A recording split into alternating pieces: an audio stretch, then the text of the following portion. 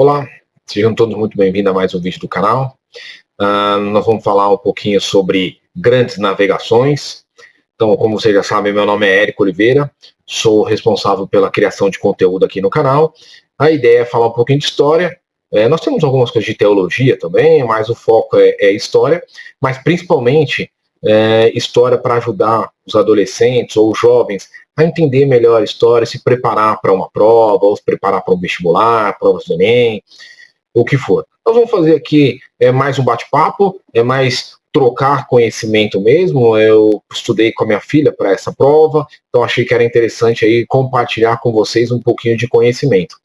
Eu dividi esse vídeo em 3 fases, então nós vamos falar na primeira fase um pouquinho sobre um resumo, de forma bem rápida, de como era a parte da Europa, ali que a gente diz da Península Ibérica, Portugal e Espanha. Vocês vão entender um pouquinho mais para frente quando a gente vai falar sobre isso, porque nós vamos falar sobre esse terreno.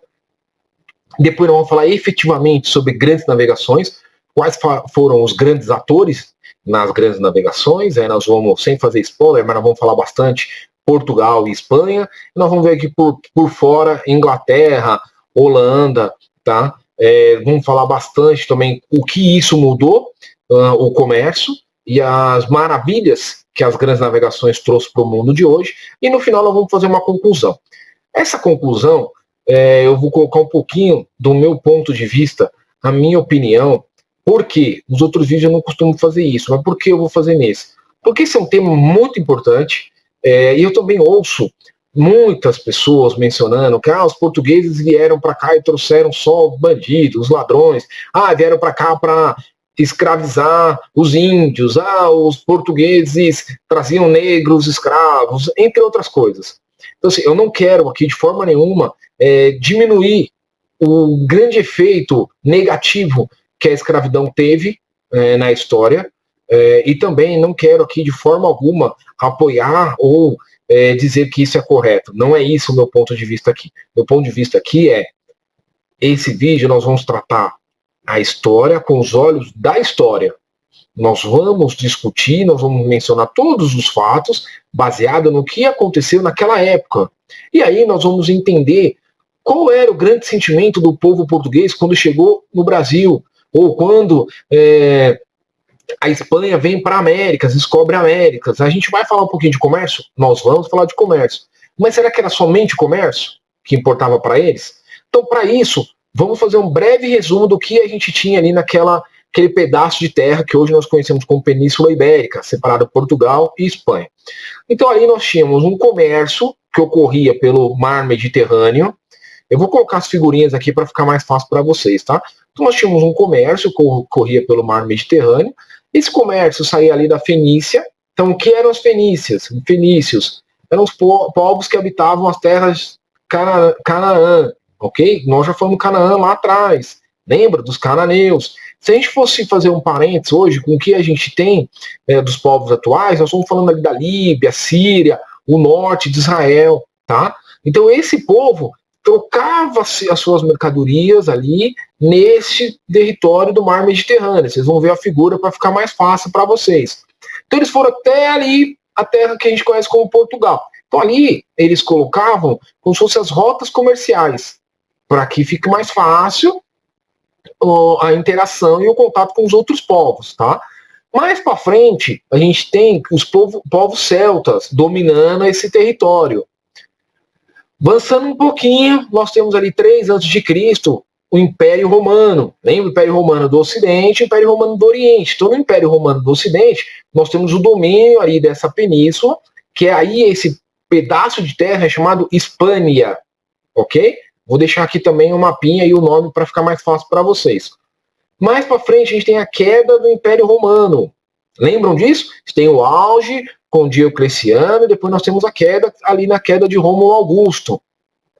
Com a queda, o que nós temos? Nós já temos um povo cristão, então nós temos uma religião definida, monoteísta. A gente tem a queda com a invasão dos povos germânicos, povos bárbaros germânicos, principalmente visigodos e os suevos, ok? Então a gente tem o domínio desses 2 povos ali. Com o passar do tempo, nós temos ali o islamismo. Lembra? Os muçulmanos começam a invadir, dominar território. Eles vêm ali pela África, sobem no Estreito de Gibraltar e caem na Espanha, em Portugal. Então eles dominam todo aquele território através dos mouros e os árabes. Ponto importante. Os cristãos conseguem se afastar e dominam ali a região do norte, nas montanhas, que é considerada Astúrias. Um personagem importante, Dom Pelágio, ele é eleito no rei ali na Batalha de Covadonga, em 722. Esse é um ponto importante. Quando a gente fala muçulmano contra os cristãos, ou islamismo contra o cristianismo, os muçulmanos não permitiam uma outra religião. Então, ou você se dizia muçulmano ou islã, seguindo o islamismo, você era morto. Ou, em muitos casos, tinha muitas pessoas que eram escravizados, pagavam altas taxas. Então, nós já temos aí uma guerra incessante por território, ok? Então, nós estamos falando ali, vamos pensar em 700 depois de Cristo, então nós vamos avançando, até que em 1139 nós temos aí a retomada do território pelos cristãos, falando só a parte ali de Portugal, ainda nem existia Portugal, mas só aquele pedaço de terra. Até que em 1297 nós temos realmente o país, ou o território, o reinado de Portugal, ok? Que eram as fronteiras mais antigas do mundo. A gente nunca pode esquecer isso. Não nos falamos lá em 700, nós temos a invasão dos mouros, dos árabes. E somente em 1492 a Espanha consegue se livrar dos mouros através da Batalha de Granada. Então, 1492, importante. Então a gente passa aí 700 anos brigando para tomada de território naquele pedaço. Então o que a gente vai olhar de Portugal? Então Portugal já não tem mais um feudalismo, tem uma burguesia crescente. Portugal começa a ser uma das nações mais fortes do mundo, é uma das primeiras nações europeias, nações organizadas da Europa, e com isso ele termina essa briga incessante por território, tomada de território. Ele vê, poxa, eu não tenho mais território para brigar aqui em terra, nós precisamos achar uma outra forma de encontrar territórios, ou ainda mais, nós precisamos achar a nossa terra prometida, a terra que nos foi prometida, que nos foi dada por direito. Nós precisamos de paz, ok? Então, essa aqui é a primeira parte, apenas um resumo do início da nossa história. Ok, pessoal? Agora nós vamos entender um pouquinho mais sobre o que foram as grandes navegações. Então nós temos lá Portugal brigando com vários povos tentando invadir e dominando o território. Espanha, somente em 1492 totalmente libertada. Portugal, 1200, nós temos ali a liberação e o povo português efetivamente. Nós começamos gradativamente a ir para o oceano, tá? Então vamos entender um pouquinho o que foram as grandes navegações agora? Então, vamos lá, vamos falar um pouquinho sobre as grandes navegações. Quando a gente fala sobre grandes navegações, um nome vem à nossa mente. Um nome que foi comparado a Júlio César e foi comparado a Alexandre o Grande. Quem foi? Infante Dom Henrique, o navegador, filho de Dom João I. Ele é o pai da navegação para os portugueses. E é muito importante a gente não esquecer esse nome. Infante Dom Henrique. Então, ele era muito estudado, ele era profundamente religioso, e ele protegia e instigava as viagens expansionistas. Quais eram as vantagens de Portugal para essa viagem expansionista? Primeiro, tem o Oceano Atlântico, lembra? Tá na borda do Oceano Atlântico. Segundo, tem acesso ao Mediterrâneo de forma muito fácil. Então, como nós havíamos falado lá atrás, Portugal estava muito forte financeiramente, desenvolvimento da burguesia, era uma das nações mais poderosas que existia no mundo. Enquanto outros países da Europa estavam enfrentando guerras ou algumas dificuldades com invasão de território, por exemplo, a Espanha ainda estava brigando contra os muçulmanos. Só lá em 1492 nós vimos que ele consegue se libertar. Nós temos a França e a Inglaterra brigando na Guerra de 100 Anos. O que Portugal fez? Investiu em tecnologia náutica, ok? Como? Com o apoio da burguesia mercantil. Então, o primeiro grande feito, mais ou menos século XV, Portugal domina um território africano que é chamado Celta. que era domínio dos muçulmanos. Esse território fica ali logo na entradinha ali da África, no Mediterrâneo. Hoje tem o território de Marrocos. Então fica logo ali. Eu vou colocar uma foto para ficar mais fácil para vocês. Então eles conseguiram dominar aquele território, ou seja, ele já tinha acesso no Mediterrâneo, já conseguia navegar no Mediterrâneo e chegava às Índias.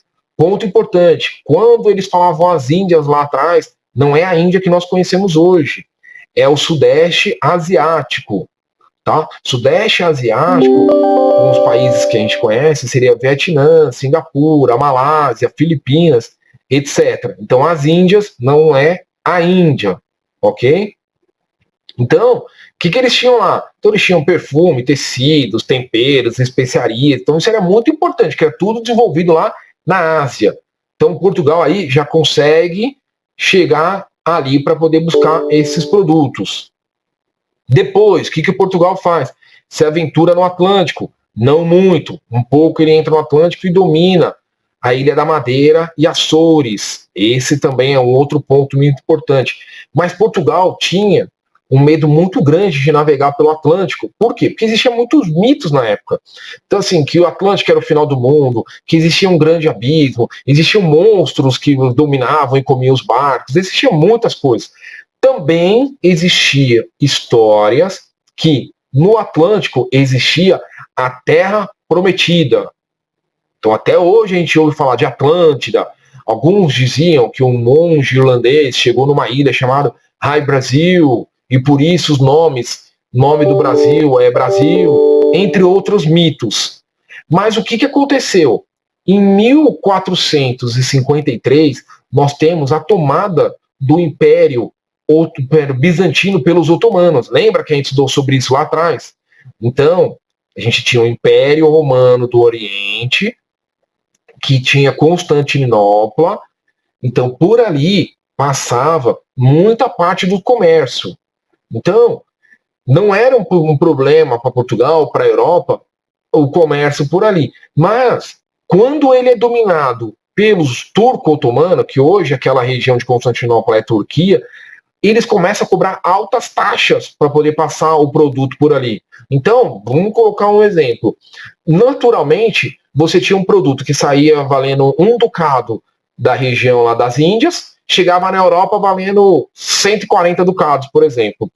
Com a tomada do Império Otomano ali de Constantinopla, eles começaram a colocar taxa em tudo que passava por ali. Então, chegavam valores altíssimos na Europa. Então, o que Portugal fez? Olha o ponto importante aqui. Portugal fez, cara, nós precisamos aumentar nossos lucros. Nós já conhecemos o Atlântico. Vamos arrumar uma forma de chegar às Índias pelo Atlântico. Então, eu já havia dito para vocês lá atrás, eles investiram muito na tecnologia náutica. Depois nós vamos falar um pouquinho mais sobre isso, entendendo o que os antepassados faziam. Até que Portugal demorou 70 anos, somente Bartolomeu Dias conseguiu chegar ali no Cabo da Boa Esperança. Lá embaixo, na África. A gente vai ver no mapinha, então ele fica aqui embaixo. Então ele conseguiu contornar, chegou aqui. Até lá, muita gente morria. Muita gente morreu, perderam algumas embarcações. Mas, em 1498, foi o grande feito. Vasco da Gama consegue chegar nas Índias, ou seja, no Sudeste Asiático. Então ele sai de Portugal, passa pela África e chega nas Índias. Ele consegue acessar lá o Oceano Índico. Ele voltou cheio de especiarias. Quando ele foi vender aquilo, eles venderam aquilo, foi um lucro altíssimo. Dizem que mais de 6 milhões de % em cima daquilo. Portugal já era forte. Conseguiu controlar a navegação, então o que fez? Espanha, Holanda, Inglaterra, também quero, também vou. Preciso chegar ali, preciso ter dinheiro. E aí a gente começa a ter um comércio entre a Ásia e a Europa muito maior. Então a distância, que antigamente era muito grande, inclusive muitas vezes a distância vinha por terra, os produtos vinham por terra, agora você tem uma distância muito menor. Com isso a gente chega no período das grandes navegações. Uma curiosidade aqui, Japão só conhecia 2 territórios, a China, a grande China, e a Índia, efetivamente a Índia. Portugal os portugueses foram o primeiro contato dos japoneses com o Ocidente. E aí eles começaram a fazer a troca de mercadorias. Portugal começou a levar e a vender para o Japão, para japoneses, as armas que eram desenvolvidas na Europa, entre outros pontos. Mas o mais importante aqui foi dado aberto às grandes navegações. Ok?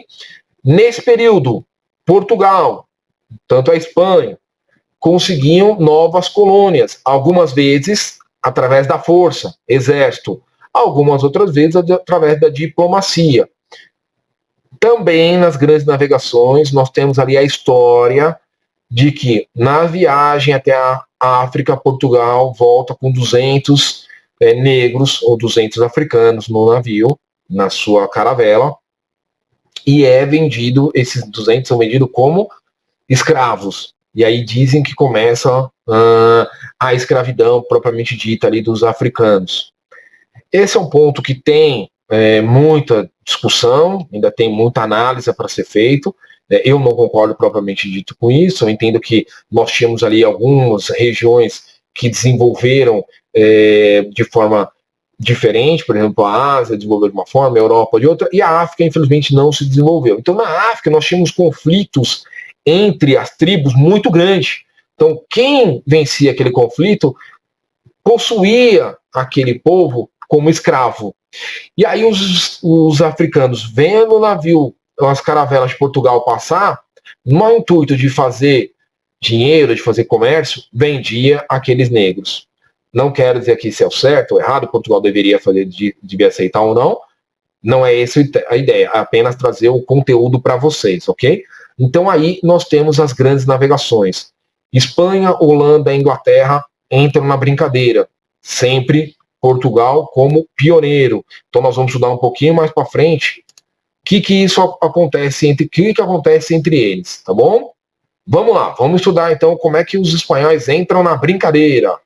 É muito importante falar que antes da gente começar a falar sobre os espanhóis, quando eles entram na brincadeira, é importante lembrar que os espanhóis lutavam contra os muçulmanos. Portugal já investia na tecnologia náutica, como a gente mencionou lá atrás.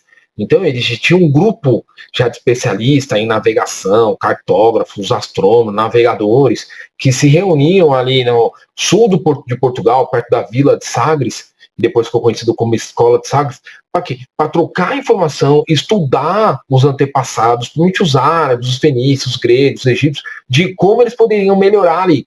Eles criaram uma embarcação que é a caravelas, que ela não era com remo, ela ia só através do vento, o controle do vento. Então, assim, os navegadores precisavam controlar muito bem que região que eles estavam no oceano e que momento nós tínhamos o vento a favor ou o vento contra. Muitos navegadores não sabiam nem ler, mas eles conseguiam traduzir e conseguiam fazer essa navegação de forma muito eficiente, tá? Isso fez com que Portugal estivesse na frente, como eu já havia dito. Mas o que acontece? A Espanha. Então, em 1492, a gente tem ali a batalha, a Guerra de Granada, como diz, então eles expulsam muçulmanos de uma vez, e aí nós temos um italiano, que é o Cristóvão Colombo. O que Cristóvão Colombo faz? Vai nos reis espanhóis, fala para o Fernando e para Isabel: meu amigo, preciso da sua ajuda para patrocinar a minha viagem para a Ásia. Ele já até tinha tentado com o governo português, tá? Com o reino português, mas os portugueses não aceitaram. Mas ele consegue convencer os reis espanhóis. O que ele fala para Fernando e para Isabel? É o seguinte: eu entendo que a Terra é uma esfera. Então, se eu sair aqui da Europa navegando, se eu for reto, onde eu vou cair? Na Ásia. Então, eu preciso que vocês me ajudem a navegar e cair na Ásia. E ele não estava errado, não. Então, ele fez isso. Ele saiu ali da Europa, saiu ali da Espanha, ali do porto da Espanha, andou com o naviozinho dele, com o barquinho dele, onde ele caiu? Numa terra. Então, para ele, deu o nome de Índias Ocidentais. Mas, na verdade, era a América Central. Eram as ilhas ali do Caribe. Ele morreu entendendo que tinha chegado nas Índias Ocidentais. Então, pouco mais para frente, em 1506, nós temos ali Américo Vespúcio.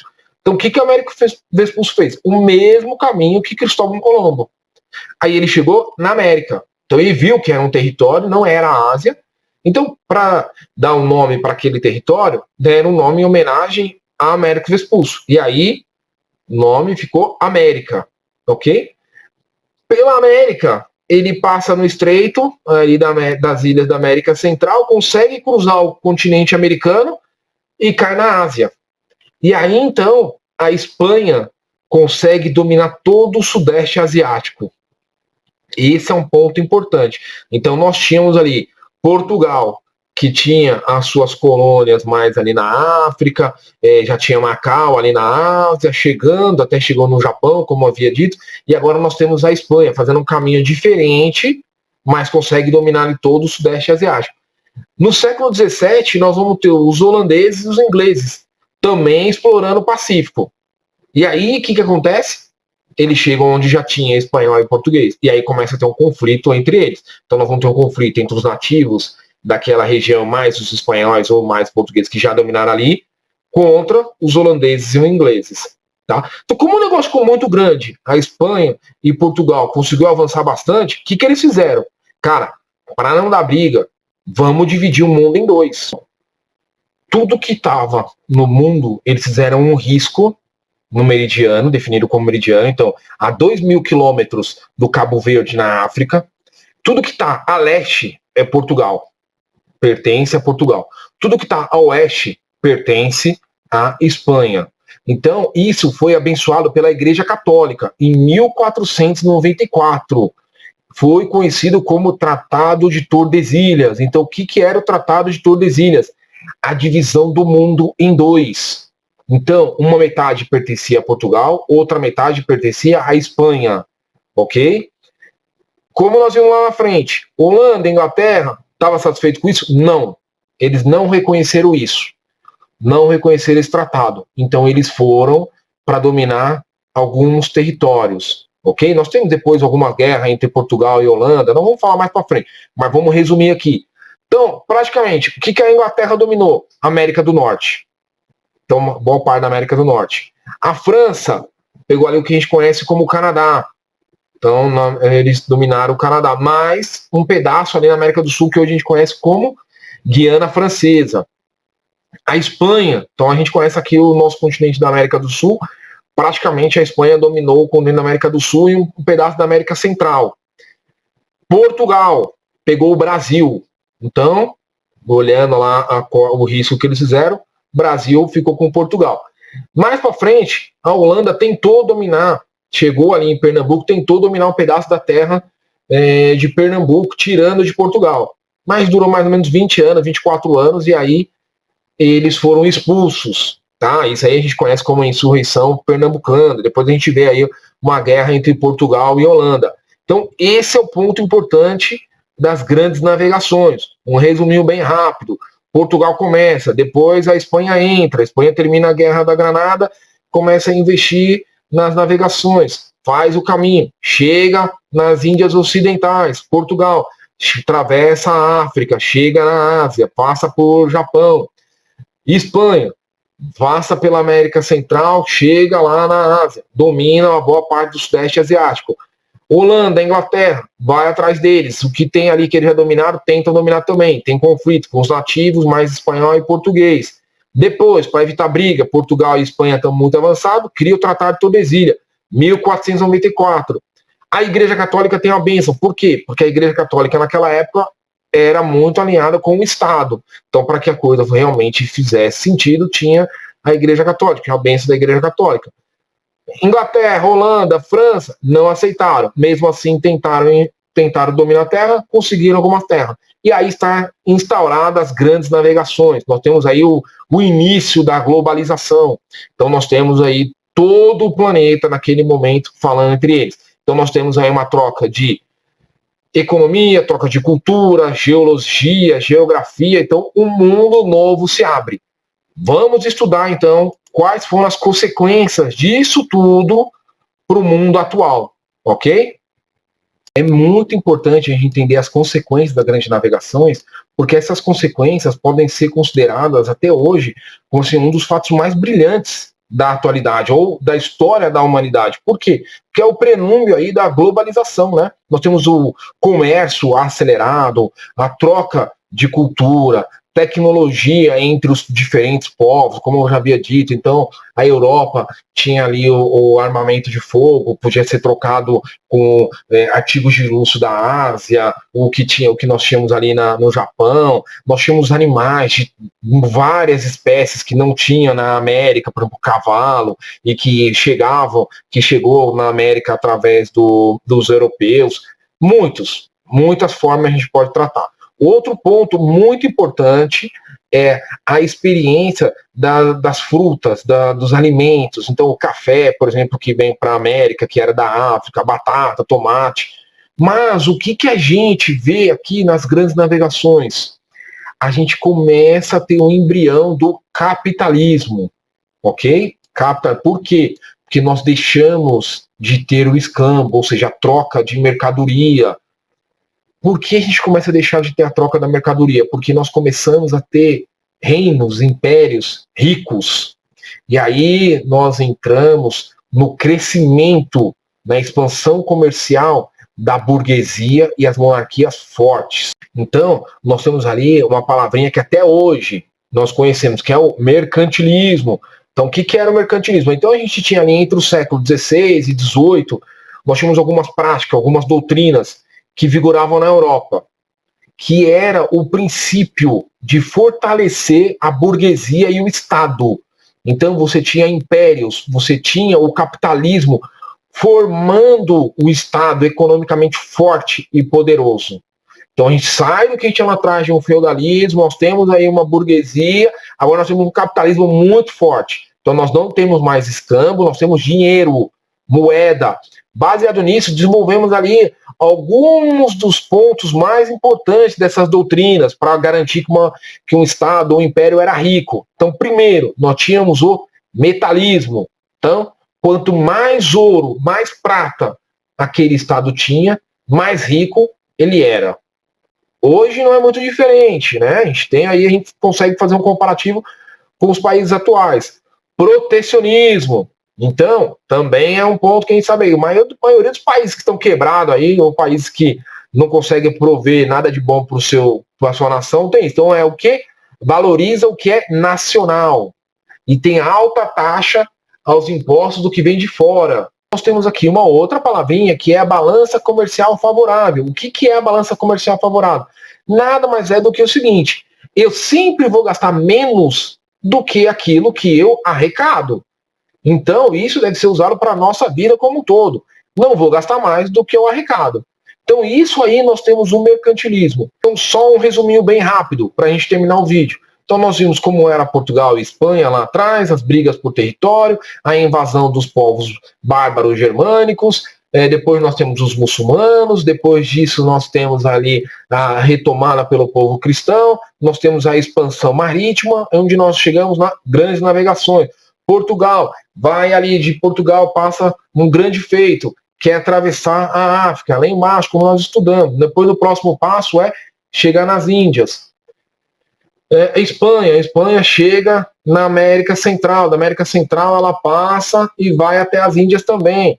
Portugal investe muito na tecnologia náutica, desenvolve com isso grandes embarcações, caravelas, não era remo mais. Nós tínhamos ali os navegadores apoiados nos ventos. Nós desenvolvemos também o mercantilismo, a globalização, produtos trocados aí entre todas as regiões, todos os continentes. Finalizando, muito obrigado a todos por aguentar esse vídeo. Eu sei que foi um vídeo mais comprido, eu sei que tinha muitas outras coisas para falar. Eu resumi bastante, fiz umas colinhas aqui para não me perder. Eu espero que seja proveitoso para vocês, espero que consiga agregar alguma coisa. Se vocês têm algum ponto que gostaria de discutir mais, ou alguma coisa que não gostou, ou acha que pode melhorar, coloque aqui nos comentários. Mais uma vez, esse vídeo é na ajuda dos meus filhos na escola. Estou compartilhando com vocês aqui um pouco do conhecimento, tá bom? Então, muito obrigado a todos. Se gostarem, dê um like, se inscreva no canal e se divirta! Pessoal, apenas um aditivo aqui, uma curiosidade, uma informação adicional. A gente aprende que Colombo foi o primeiro europeu que chegou na América, certo? Ele foi reconhecido por isso. Mas sabia que isso não é verdade? No Canadá, existem pesquisas da arqueologia que comprovam que os povos da Escandinávia já haviam chegado naquele território por volta do século X, século XI. Isso, inclusive, é tratado pela Unesco e existe lá um espaço onde é protegido como patrimônio do Estado, da Unesco, ok? Olha lá, o cachorro resolveu aparecer no vídeo, olha só. Todo quietinho lá, agora ele resolveu aparecer. Até tirou minha atenção. Então, só para concluir. Então, existe provas de arqueologia que povos da Escandinávia já havia chegado aqui na América, muito antes de Colombo. Então, tudo que nós aprendemos que Colombo, apesar de italiano, veio através pela Espanha, chegou, foi o primeiro europeu a chegar na América, não é verdade. Se vocês puderem, pesquisem um pouco mais sobre isso, tá bom? Então, novamente, agora para finalizar, muito obrigado a todos que acompanharam o vídeo até aqui. Eu sei que ficou um pouquinho longo, tinha muita outra coisa para falar, mas eu acabei resumindo bastante. Curta, compartilhe e se divirta!